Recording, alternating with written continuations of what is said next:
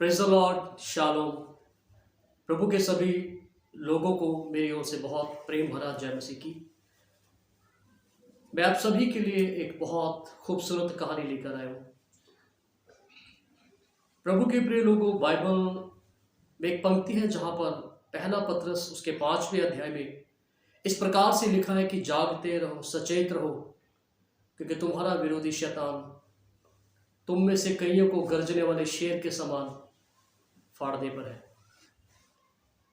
प्रभु के प्रिय लोगों, एक बहुत खूबसूरत कहानी है जो मैं आपके साथ बांटना चाहता हूं। एक बार एक भेड़ गांव से निकलकर जंगल की ओर वो चरते हुए बहुत दूर तक निकल गई और जाते जाते जाते वो रास्ता भूल गई और रास्ते में उसकी जो मुलाकात है एक भूखे शेर से हो गई। और जब शेर ने उस भेड़ को देखा तो वह उसके पीछे पीछे दौड़ने लगा और अपनी जान बचाने के लिए वो भेड़ बहुत तेजी से दौड़ती रही और दौड़ते दौड़ते अचानक से वो एक खड्डे में छलांग लगा देती है और दुर्भाग्यवश वो जो खड्डा था वो एक दलदल से भरा हुआ था और वो शेर उस भेड़ को खाने की इच्छा से, उसको मारने की इच्छा से, उसको नाश करने की इच्छा से, वो उस लालच में उस भेड़ के पीछे वो भी उस दलदल में कूद जाता है। और जब वो कूद जाता है और जब वो छलांग लगा देता है तो दोनों उस दलदल में फंस जाते हैं। और कुछ ही दूरी पर शेर कोशिश करता है कि उस भेड़ तक पहुंचे और उसे फाड़ खाए। और थोड़ी ही देर बाद वो भेड़ जो है जोर जोर से हंसती है, जोर जोर से हंसने लगती है।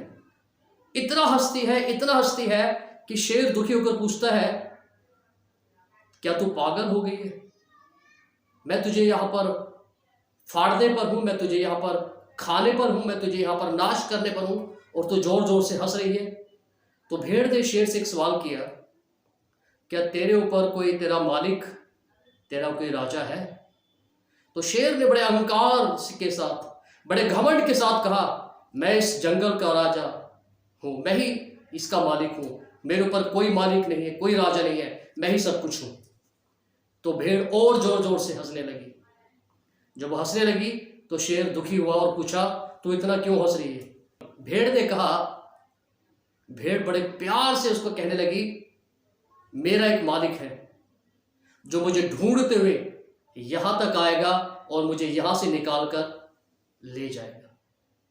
प्रभु के प्रिय लोगों, बाइबल इस प्रकार से कहती है, लूका की किताब उसका 19वां अध्याय उसकी 10वीं आयत इस प्रकार से लिखा है कि परमेश्वर का पुत्र खोए हुओं को ढूंढने और उनका उद्धार करने के लिए आया है। वो भेड़ को यह भरोसा था कि मेरा स्वामी आएगा और मुझे इस दलदल से, इस मृत्यु के फंदे से निकालकर ले जाएगा। और इसलिए वो आनंदित थी उस परिस्थिति में जहां उसको ये पूरा यकीन था कि मैं इस दलदल में फंसी हूं, जहां पर मेरा एक दिन मेरे साथ कुछ अच्छा नहीं होने वाला है। लेकिन वो आनंदित थी और उसको भरोसा था कि मेरा स्वामी आएगा और मुझे छुड़ाएगा और इस कीच से, इस दलदल से, इस शेर से, इसके मुंह से मुझे निकालकर जीवन में लेकर जाएगा। और बाइबल कहती है, लूका की किताब उसका 19 अध्याय उसके 10 में इस प्रकार से लिखा है, क्योंकि मनुष्य का पुत्र खोए हुओं को ढूंढने और उनका उद्धार करने के लिए आया है। प्रभु के प्रिय लोगों, प्रभु यीशु मसीह इस संसार में पापियों का उद्धार करने के लिए आया है, पापियों को जीवन देने के लिए आया है, पापियों को जो पाप की दलदल में फंसे हुए हैं, जो शेर यानी कि शैतान के चंगुल में फंसे हुए हैं, बाइबल कहती है प्रभु यीशु मसीह उनको बचाने, उनका उद्धार करने के लिए आया है।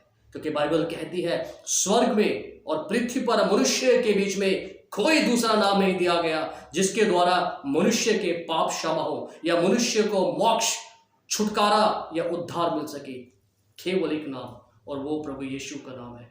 प्रभु यीशु मसीह आपसे प्रेम करते हैं और बाइबल कहती है प्रभु यीशु मसीह ने मनुष्य को बचाने के लिए, बाइबल कहती है, इस संसार में मनुष्य के रूप में जन्म लिया और वह मारे गए और गाड़े गए मनुष्य के पापों के लिए मारे गए, गाड़े गए, और बाइबल कहती है वो तीसरे दिन मौत को हराकर मुर्दों में से जी उठे हैं और आज भी जीवित है। और बाइबल कहती है यदि कोई उस पर विश्वास करेगा, या चाहे आप किसी भी धर्म, जाति, संस्कृति या देश से क्यों ना हो, बाइबल कहती है जो कोई यीशु मसीहा के नाम पर विश्वास करेगा वह बचाया जाएगा, वह उद्धार पाएगा, उसको उसके पापों की क्षमा मिलेगी।